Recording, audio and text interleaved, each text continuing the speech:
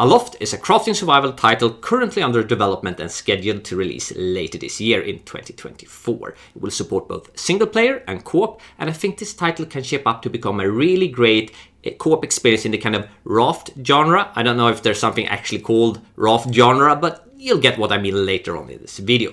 In this video, I will take a closer look at the demo gameplay, both the really good stuff that I think is great and kind of unique for this game, as well as some stuff I think they really need to improve prior to the early access release.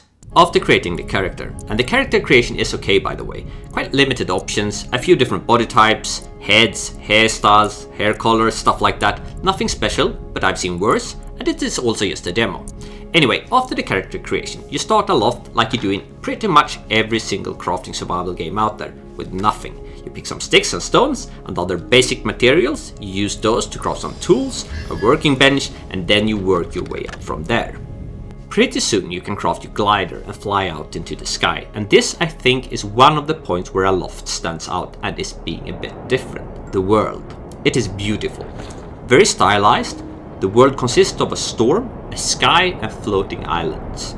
You can soar between the islands, boost your speed, follow upwinds and dive down at high speeds with your little glider. There is depth in the world. Some islands are flying high above you and some far below. But it's not just that you can fly. You can claim any island out there and make it your base. And I really mean any of the islands and then fly away with it. There is no limitations. If you can see an island, then after some work, construction and sometimes cleansing, well, more on that later, you can fly it. So before we get into details in regards to building, combat and other game mechanics, because there are some that I think are super interesting, let's talk about the general gameplay loop. I said raft genre in the beginning of this video. You start the game by flying between some starting islands that are close together, using your little glider to gather some initial resources and unlock some initial tech. But quite soon you set sail, because that's kind of what you do. You sail with your floating island. You venture out to find new islands with new materials and new technology that you can use to improve your base, that is your floating island. So you can go faster and further out and find more islands with more materials and more technology and upgrade your base again to go even faster and make more stuff. You see what I mean. So that's why I call it a raft survival game. I know it's not a real category of crafting survival titles, but Raft pretty much nailed it, so I will call it that.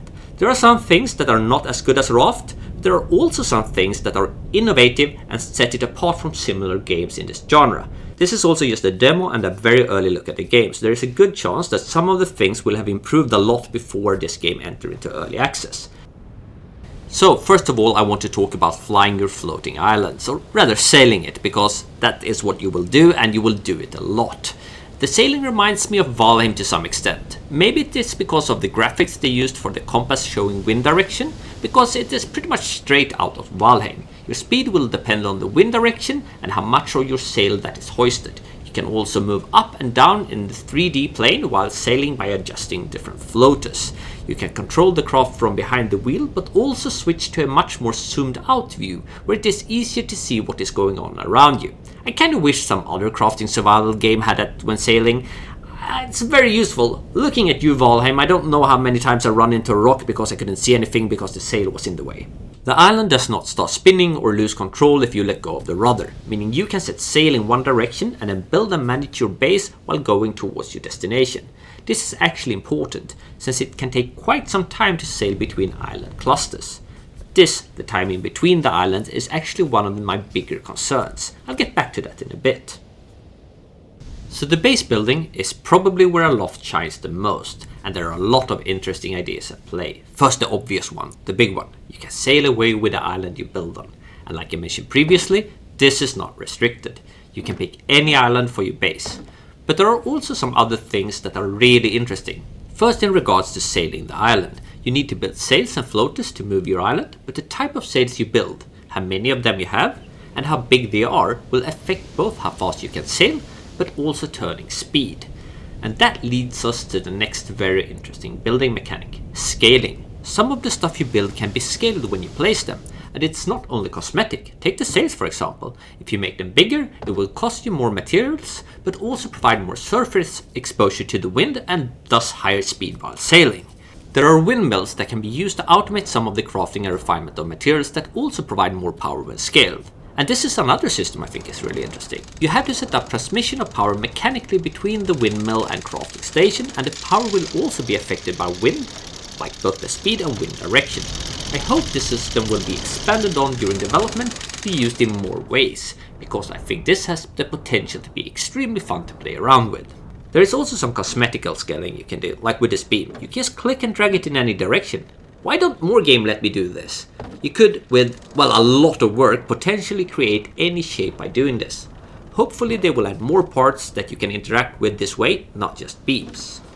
The rest of the building system is kind of on par with what you can expect from this type of title in this genre, like the good games in this genre, not Pole World building. Man, that game had crappy base building. There is a reason Pole World sold so many copies, but the reason for sure was not the base building. Anyway, you can turn your building parts freely horizontally. You are not forced to snap parts together, although they have a very good snapping system, and you are allowed to overlap building objects. You got quite a good selection of parts. I also don't really know how many parts there are, because there are still a few to unlock for me, or possibly quite a lot. And also expanding with more building blocks to choose from is not that hard for the developers to do. So the important aspect this early on is that the basics for how the building works are good, and they really are. You can also tame animals, and there is farming. Here's actually one thing I really like them to expand that wind power with. Some way to use the wind power to set up some type of automated watering of plants. Do that please. In Aloft you discover new technologies in 3 different ways. Either by just picking up the material. Some technologies unlock right away when you get your hands on a new crafting material, or by playing a little puzzle in the crafting bench combining different materials. Materials that still have potential unlocks have a little yellow dot to help the player find the combination. You unlock tools and weapons this way mostly. And finally, some technology, mostly related to base building parts, or probably just related to base building parts, are unlocked by finding technology stones. There is usually 1 or 2 at every bigger island. This is actually one of the main reasons to keep going, to keep exploring new islands and not stay put in one place. New islands means new potential unlocks to technology, so that one is very smart. However, I feel like there is like 1 too many different ways to unlock tech. The minigame combining yellow dotted materials in the crafting bench feels more like a chore, something just needed to be done every time you pick up something new. Kind of the same mechanic as clicking in food inventory every 10 minutes not to die without the food actually doing something for you. It fails on function, it's not rewarding.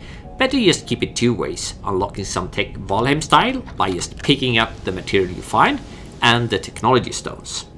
And that brings us to food. At the very start of the game you eat raw food that you find growing in the nature, like berries and such. But pretty soon you will be able to cook more advanced food with a campfire in your base. And you don't need food just to survive, instead it boosts different stats. I don't know if Valheim did this first, but it was for sure the game that popularized it and made it the new standard for the genre. And I think it is for the better. When food provides different types of bonuses, it becomes a tactical choice what food to eat in what situation, depending on what you plan to do. Travel, gather, fight, and maybe also your fighting style. When food is something you just need to eat at regular intervals not to die, it becomes a lot less interesting as a game mechanic and mostly just a chore. I know that's how it works in real life. Eat, drink or die, and you don't really get a stat boost other than maybe from your morning coffee. But a game is not real life. A game is supposed to be fun.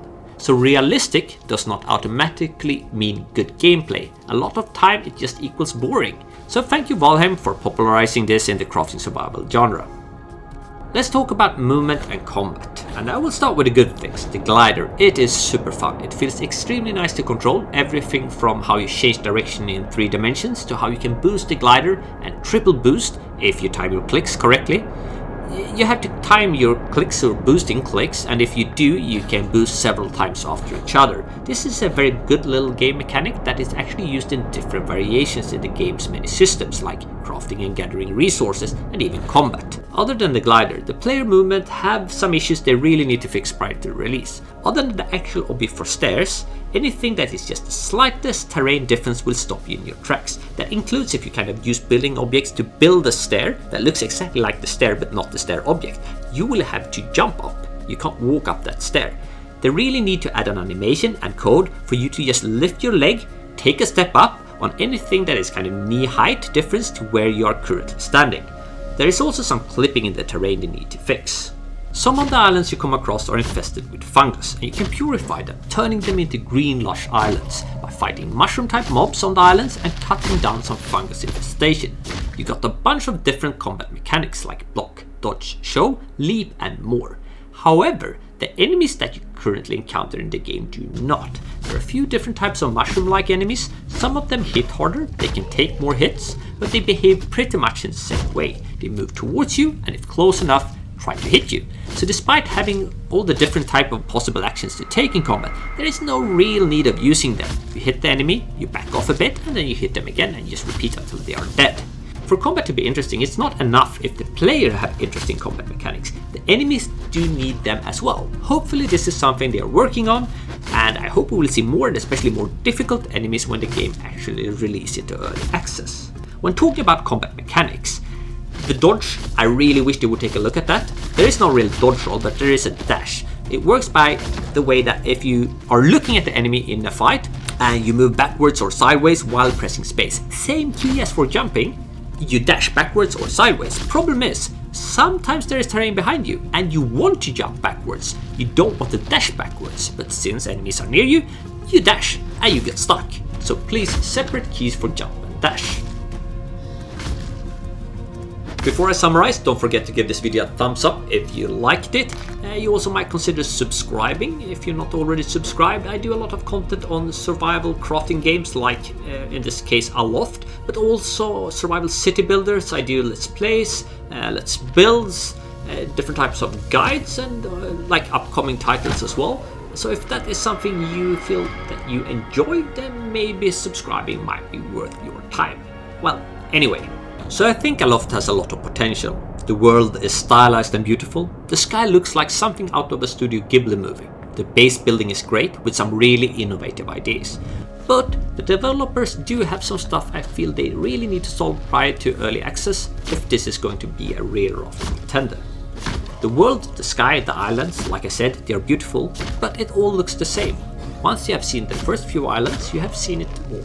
There needs to be more reasons to continue other than just unlocking more tech for the base. I will make a few comparisons to Raft here, since it's kind of the same thing, just up in the air, instead of down on the ground, or rather in the water. In Raft you have some smaller standard islands that kind of do look the same, but you also have the bigger islands and other unique buildings with story elements that kind of drive you forward. I feel like Aloft needs something along the lines with that, some variety. Some things to discover that are different from basic islands. And from one thing Raft does extremely well to something else, what you do in between the islands. Raft is really good at keeping you busy, battling sharks and collecting resources until you reach your next bigger point of interest. Aloft has nothing of that. There's nothing to do in between the islands other than working on your base if you have stocked up enough crafting materials to do so. I feel like the part of the gameplay loop is something they need to take a look at. Maybe some resources that only exist out in the sky, maybe birds to hunt, or even some type of monsters that might attack you if you get too close, but that also provide unique resources if killed. I feel like ideally they should try to work something out where you can use your glider, because the glider is fun to play around with, and there's not really that much use of it other than early game, other than just taking you from like your base down to an island and back again. So having something else to do with it, where you kind of have to maneuver, where you have to dive, where you have to boost, that would be really great. I think that if the developers manage to polish the game, especially in terms of player movement, and evolve the gameplay loop in terms of world variety and what you do while sailing in the skies in between visiting islands, I think this could turn into a real raft contender. I look forward to seeing more content and updates for Aloft. If you feel this could be an interesting title for you, you can always wishlist the game. It helps the developers in terms of visibility. You can also of course play the demo, it's out there, it's just try it. That was all I think. What do you think about Aloft? Let me know in the comment section below this video. Anyway, cheers!